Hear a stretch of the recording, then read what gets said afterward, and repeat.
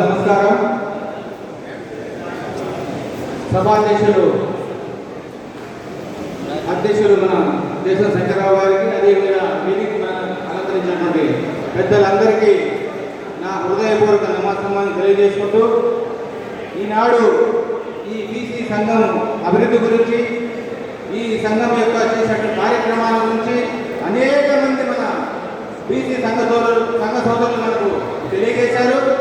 ముఖ్యంగా ఈనాటి సమావేశంలో మనము బీసీలుగా ఉంటూ ఏ పార్టీ అయితే మన బీసీలకు టికెట్ కేటాయించిందో ఆ పార్టీ వాళ్లకు, మన బీసీ సోదరులకు మనం అందరం కూడా మద్దతుగా నిలిచి వారిని గెలిపించుకోవాల్సిన బాధ్యత మన బీసీ సంఘ సోదరులు అందరి మీద ఉందని కూడా ఈ సందర్భంగా నేను తెలియజేసుకుంటున్నాను. అయితే ఈ ప్రధాన పార్టీలు ఏవైతే ఉన్నాయో అవి మన బీసీ సోదరులు టికెట్ వరకు పోయి వచ్చినటువంటి వాళ్ళు ఎవరైతే